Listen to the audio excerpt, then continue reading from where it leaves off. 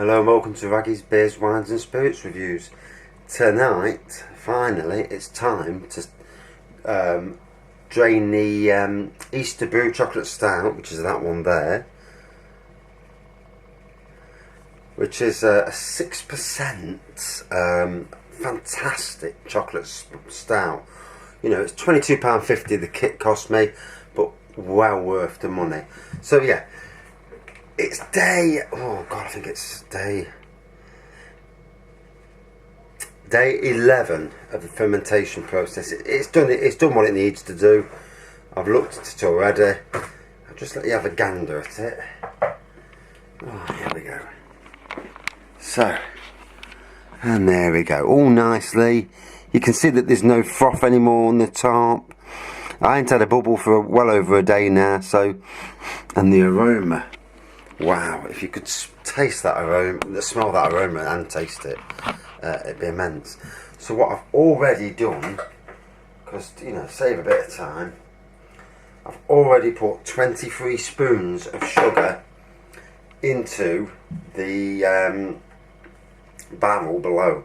The barrel's already been sterilised, and that's okay. I do this because when it comes to bottling, it's far easier to go into a barrel than it is to mess about going into bottles straight away. So put it in, straight in, and give it a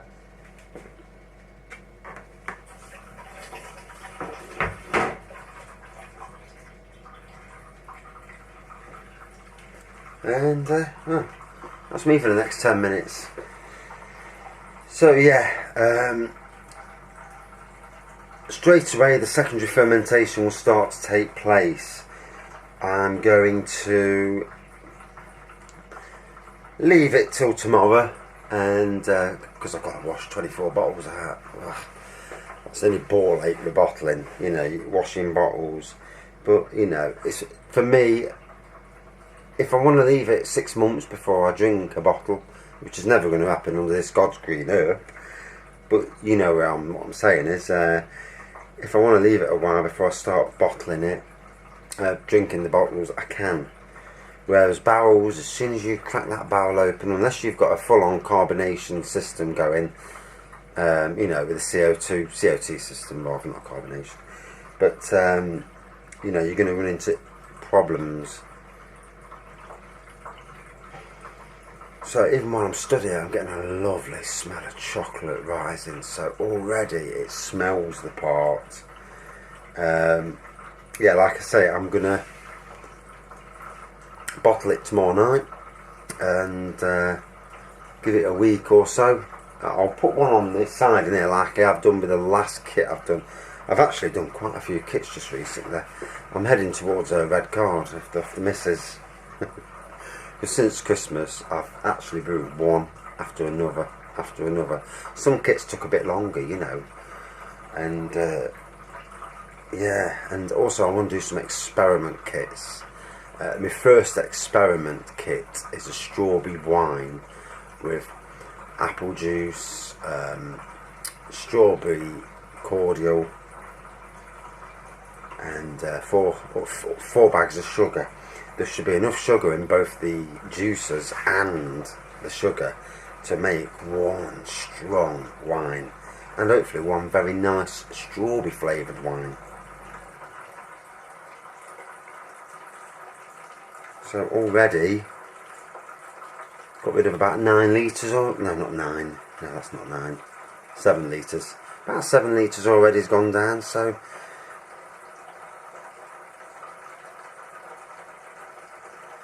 now, the only thing is, I'm sure I used to have a longer pipe, and it happens to everybody when you get older. I suppose the pipes get smaller, but anyway, not them sort of pipes. But yeah, my plastic pipe's not as long, and it's only just reaching into the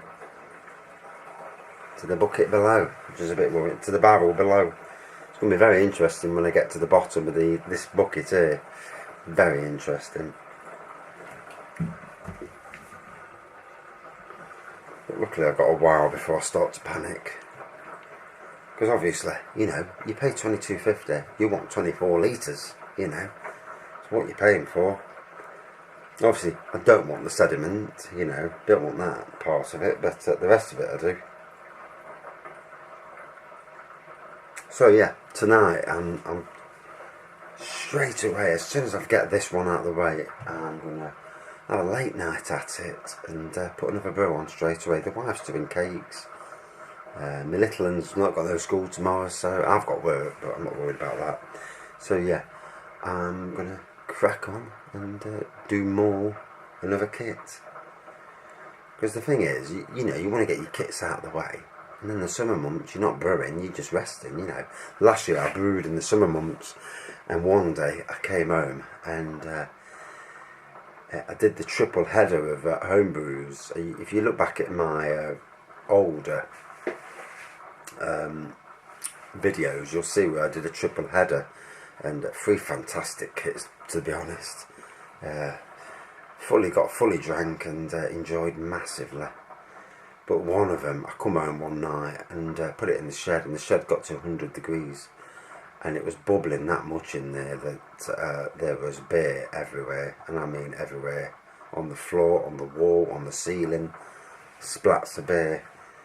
And so a little bit of a lesson learnt there, but so just coming down to the near 10 litre mark. So this is where it starts to get interesting, because you're going to have to tip it, and I've got this in the way as I'm talking, which does not help.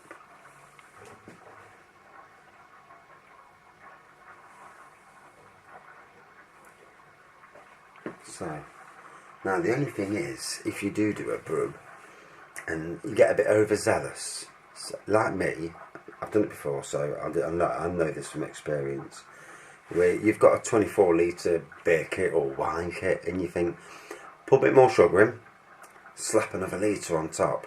I've done it so many times, because, you know, I think it's being tight, you know, trying to get your money's worth.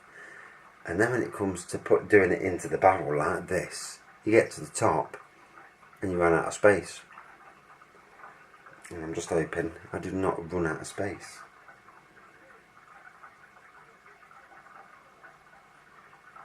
Now, I have brewed this before, and I put a little bit too much sugar on the secondary fermentation. And what happened was that it blew bottles in the shed. I mean, these are plastic bottles with a good lid on. They don't normally blow. They go solid, absolutely solid, and they expand. You know, you can tell one that's had it because they expand to silly proportions. But this blew, and the mess. So, you know, putting too much sugar in, not a good idea, especially if it's glass. You know, because glass can be lethal. So at the moment, I'm yanking this back now so that I can, when it starts to get lower down and the sediment starts to flow,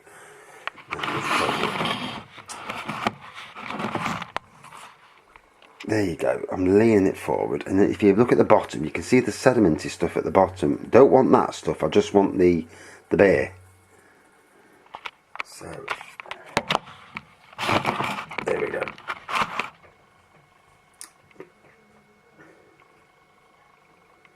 So while I'm doing this now, one of these days I'll buy one of them proper, you know, the proper jobbies, and I'll actually have the thing on the side like you had when you first buy kits. You know, it makes life a lot easier. Oops. That's better. Get the door out of the way.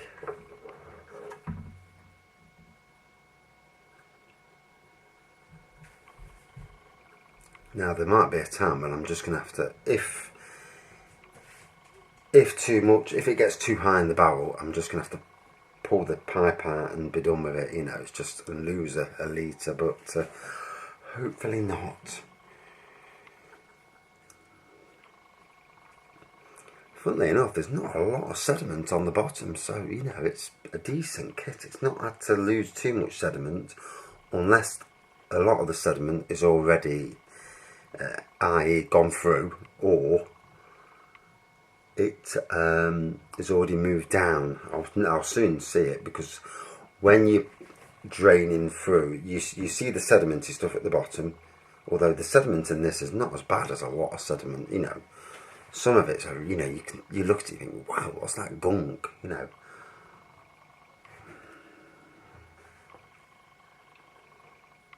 So now I'm talking to you, but I'm also watching the sediment in this, and I'm also keeping my eye on below, because I don't want it going any higher than the screw cap for obvious reasons. And we're definitely starting to get close.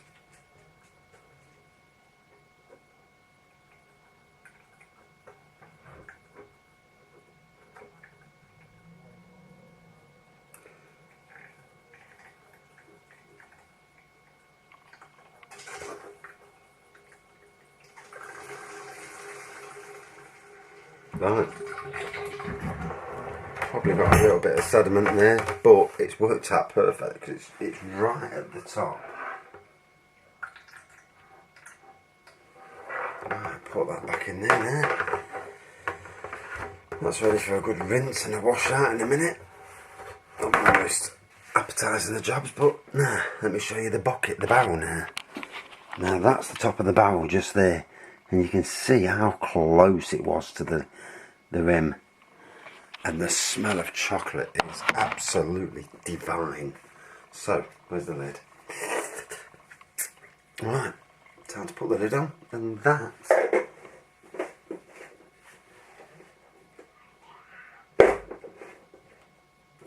now that starts secondary fermentation. And chuff me, that's heavy. Yeah. So that's secondary fermentation started. Tomorrow, bottling process, and hopefully within about 5 days I'll do the first review from the Easter Brew kit, and it's going to be a good one. I can smell it's decent already, you know. So thanks for watching, and if I haven't bored you too much, see you soon.